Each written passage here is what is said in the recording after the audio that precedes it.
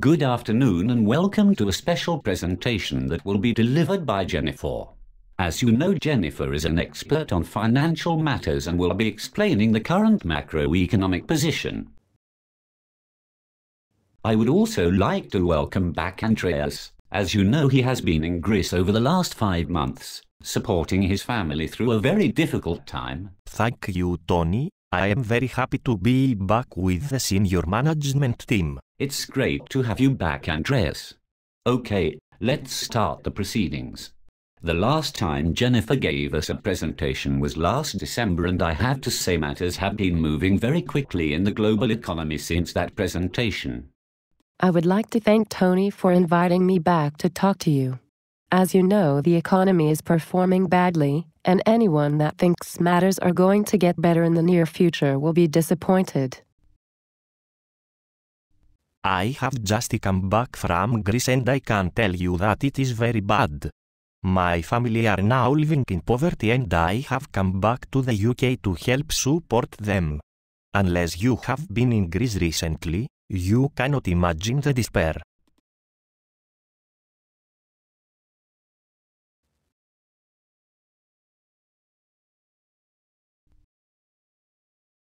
I want to show you a short clip, as I believe that following this time in history our problems financially really began. I have directed Secretary Connolly to suspend temporarily the convertibility of the dollar into gold or other reserve assets, except in amounts and conditions determined to be in the interest of monetary stability and in the best interest of the United States.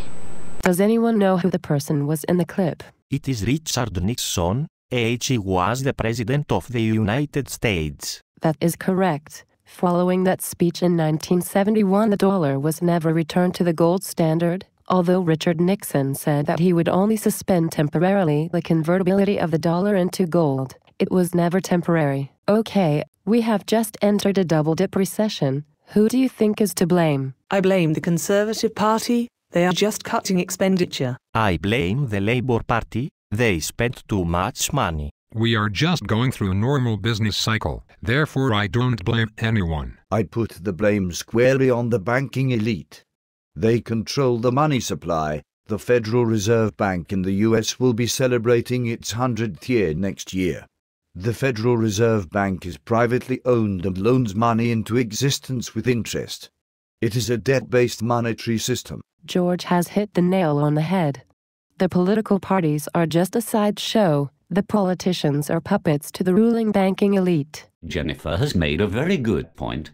Until recently, politicians played to the tune of Rupert Murdoch. He controlled large parts of the mainstream media, and therefore politicians were influenced by him. As you know, I believe the future is going to be much tougher than the past. But before I go into detail about that, I am going to ask a question. I appreciate you may be very uncomfortable with the question, but it will give me a good understanding of your mindset. Can you please put your hand up if you believe in God? Okay, hands up if you believe in Father Christmas. That's interesting. No one believes in Father Christmas. Steve, can you tell me why you don't believe in Father Christmas? It's just a fantasy for young children. Just like God is a fantasy for adults. You may wonder why I asked that question. In a nutshell, we are a product of our surroundings. Our belief system is deeply rooted within our culture. Reflect on this. People who were born a few hundred years ago did not have the opportunity to visit different cultures and therefore were locked into their own belief system. Many blindly followed those belief systems. Today, we have the opportunity to travel and compare and contrast different beliefs. The critical independent thinkers amongst us will question our beliefs and values. I have another clip to show you.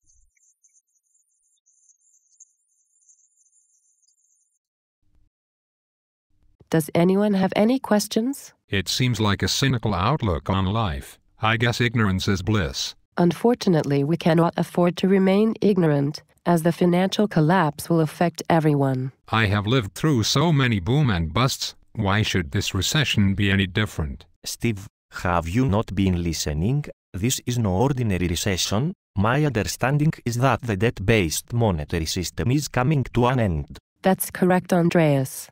Since 1971, the dollar became a fiat currency. Following 1971, the regulations were relaxed regarding the fractional reserve ratios for Western economies. The banking elite loaned far too much money into existence with interest. For example, credit cards were introduced. This increased the money supply and was highly inflationary.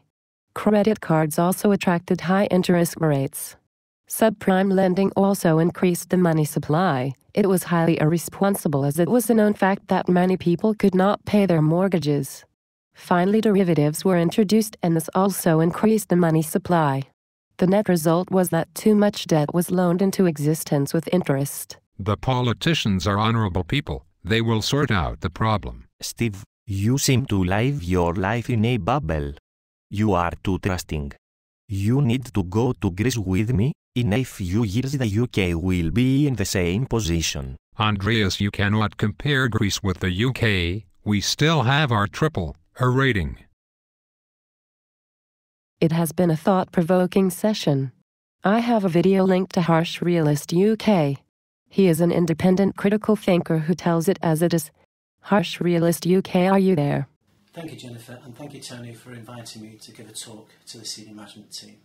I've been listening to what's been going on, and Steve, I've got to be honest, you seem in denial of what's truly going on in the financial world. That's rich coming from you. You claim to be a harsh realist, yet you are talking to animated cartoon characters. I believe the animated cartoons are a fun, yet informative way of getting an important message across. There's always been problems with the issue of the money supply. It goes back hundreds of years. But in the recent past, there was a panic in 1907 in the United States, and that was orchestrated by J.P. Morgan. And effectively, there was a bank run. Then in 1913, the Federal Reserve Bank was created. It's a privately owned bank. They loan money into existence with interest, and they loan it to the government. It's a debt-based fractional reserve fiat monetary system.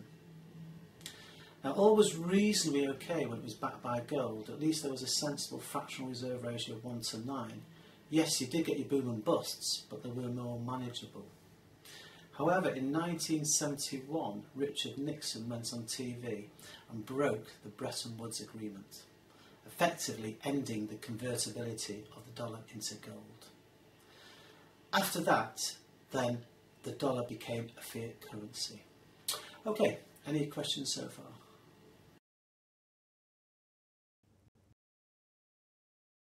Carry on.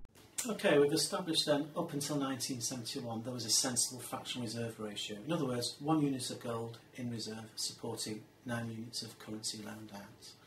Following that date, the banks became over-leveraged. In other words, they loaned far too much money into existence. So how did they do it? Well, they introduced credit cards, subprime lending and derivatives.